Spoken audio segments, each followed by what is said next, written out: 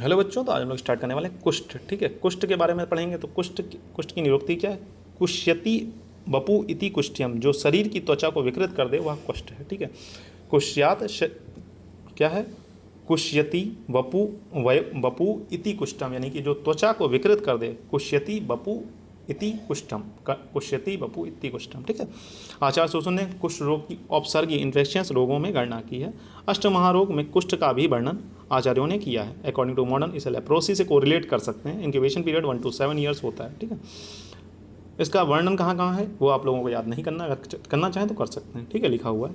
वैसे आपके मतलब पीजी पॉइंट ऑफ व्यू में पूछ सकता है, नॉर्मली आपके लेवल पर तो नहीं पूछेगा। निदान, आहारज निदान, विहारज निदान और पाप कर्म। ठीक है, आहारज में आ जाएंगे विरुद्ध आहार सेवन, शीत उष्ण पदार्थों का सेवन करना, गुरु लघु पदार्थों का सेवन करना, मूली मकोए का सेवन करना, चिलचिल मछली का दूध के साथ सेवन करना, घृत और शहद का सम मात्रा में सेवन करना। विहार निदान की बात करें तो भोजन के उपरांत व्यायाम कर रहे हो, दिवा स्वप्न कर रहे हो, भय, धूप सेवन के बाद सहसा शीतल जल पी रहे हो, घुड़सवारी कर रहे हो, मार्ग गमन कर रहे हो, वेग संधारण कर रहे हो। ठीक है, पाप कर्म में आ जाए ब्राह्मण व एवं गुरुजन को अपमान कर रहे हो, साधुओं की निंदा कर रहे हो, पूर्व जन्मगत पाप कर्म तथा अन्य पाप कर्म। आचार्यों ने कुष्ठ की उत्पत्ति को रक्तज कृमि का ही प्रधान हेतु माना है, यानी कि रक्तज कृमि अगर उसका प्रधान जो हेतु है उसे कुष्ठ ही माना है। अगर रक्त में कृमि होंगे तो सबसे पहले कुष्ठ ही होगा, ऐसा आचार्यों का मत है। संप्राप्ति घटक तो दोष इसमें त्रिदोष हैं और दूष जो हैं वो इसके 7 दोष हैं। त्वच, त्वक, रक्त, मांस, लसिका माधव निदान ने कहे हैं, और त्वक, रक्त, मांस, अंबु आचार्य चरक ने कहे हैं। ठीक है, इनमें क्या क्या डिफरेंस है? त्वक, रक्त, मांस, लसिका ये आचार्य माधव का कॉन्सेप्ट है। ठीक है, और त्वक, रक्त, मांस, अंबु ये आचार्य चरक का कॉन्सेप्ट है। ठीक है, थोड़ा सा इन्हें गोला मार रखा है क्योंकि ये आपके एमसीक्यू में पूछ सकता है। नॉर्मली वो चरक पर ही प्रेफरेंस देगा। ठीक है, अधिष्ठान, त्वचा, स्रोतस, रक्तभाग। ठीक है, संप्राप्ति विरुद्ध आहार के सेवन एवं पाप कर्म से त्रिदोष प्रकोप हो गया। शरीर में प्रसर करते हुए त्वचा, रक्त, मांस एवं लसिका को शिथिल करते हैं। दोष समूर्छना के पश्चात वर्णता, मंडल आदि उत्पन्न होते हैं। डिस्कलरेशन, चकत्ते पड़ेंगे। अगर प्रतिकार चिकित्सा ना करी जाए तो दोष रक्त, मांस, धातु को दूषित करते हैं, इससे आपको कुष्ठ रोग की उत्पत्ति होती है। पूर्व रूप में आपको क्या क्या देखने को मिलेगा? अति संलक्षणा व अति रूक्षता, स्वेद या स्वेदाधिक, विवर्ण, दाह, त्वचा में कंडु, तोद, कोठो उत्पत्ति मतलब चकत्ते पड़ना, भ्रम, रोमहर्ष आदि। ठीक है, रूप भेदानुसार विशिष्ट लक्षण। सभी कुष्ठ त्रिदोषज हैं, फिर भी दोषों के हीन व उत्तम संयोग के एक एक कारण भिन्न भिन्न दो कुष्ठों के वर्ण, वेदना, आकार तथा लक्षणों में भिन्नता पाई गई। तदा अनुरूप कुष्ठों का नामकरण किया गया है।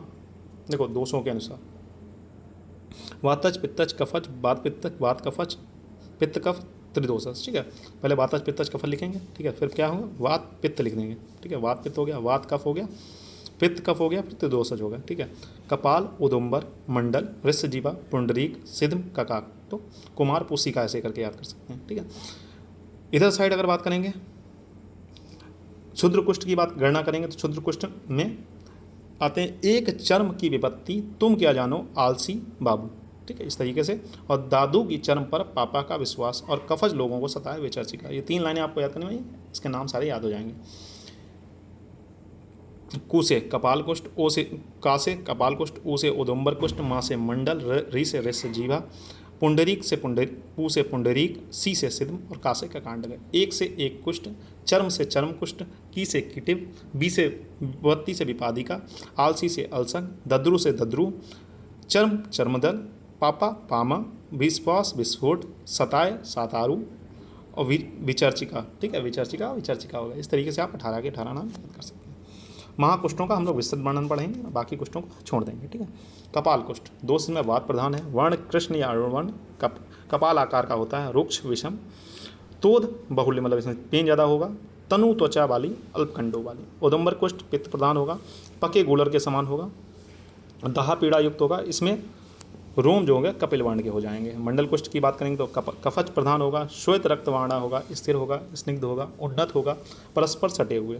ऋष जीवा की बात करें तो वात पित्त प्रधान होगा, रीछ की जीवा के समान होगा, रीछ जो होता है भालू की जीवा के समान होगा, अंतः स्त्राव वाला और वेदना युक्त होगा। पुंडरीक पित्त वात प्रधान होगा, कमल के समान वर्ण वाला होगा, उन्नत होगा और दाह युक्त होगा। सिद्म कुष्ठ की बात करें तो वात कफ प्रधान होगा, लौकी के फूल के जैसा होगा, श्वेत एवं ताम्र वर्ण का होगा, उरा स्थल पर रगड़ने पर धूल के समान चूर्ण निकलेगा, ठीक है।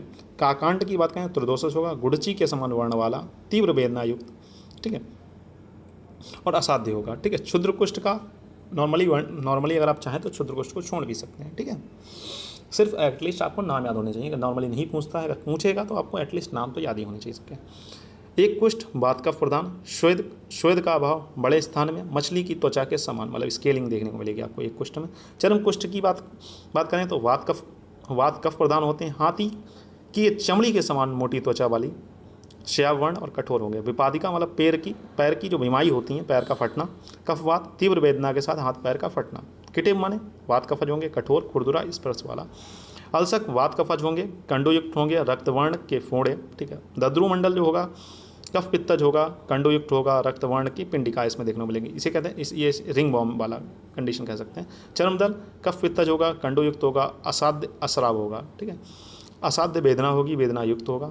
पामा कफ पित्त होगा, अति कंडु होगा, श्वेत एवं अरुण श्याव वर्ण की पिंडिकाएँ होंगी। विस्फोट जो होगा श्वेत अरुण वर्ण की पिंडिकाएँ होंगी और कफ पित्त होगा। शतारु पीड़ा युक्त होगा, व्रण होगा, दहा होगा, रक्त श्याव वर्ण का होगा, ठीक है। विचर्चिका जो होगा अधिक स्त्राव वाला निकला होगा, अधिक स्त्राव जहाँ से निकलेगा, ठीक है। कंडू होगा, श्याम वर्ण की पिंडिकाएँ आपको देखने को मिलेंगी, कफज होगा, ठीक है। साध्य सत्ता की बात करें तो सामान्य त्वक वाला, रक्त स्थित, मास्तम और कफज ये साध्य होंगे। मेद स्थित, दद्रु जैसे द्वंद्वज कुष्ठ जो होंगे वो याप होंगे। मज्जा अस्थि शुक्र में असाध्य होंगे या तैज्य होंगे। सिद्म को छोड़कर सभी कुष्ठ असाध्य हैं। क्षुद्र कुष्ठ को साध्य समझना चाहिए। क्षुद्र कुष्ठ जितने हैं वो साध्य हैं और महाकुष्ठ जितने भी बताए गए वो सब असाध्य हैं, ठीक है। उपद्रव रक्त पोए मतलब रक्त से पस निकलना, अंग भेद, अवयवों का टूट कर गिरना, बहुत ज़्यादा हो जाएगी तो मतलब हाथ टूट के गिरने लगते हैं, ठीक है। तृष्णा, ज्वर, अतिसार, अतिपाक, अरुचि, ठीक है बच्चों। फिर मिलते हैं नेक्स्ट लेक्चर में, तब तक के लिए हैव अ नाइस डे। पढ़ते रहें, मस्त रहें। कोई समस्या होती है तो आप पूछ सकते हैं, ठीक है।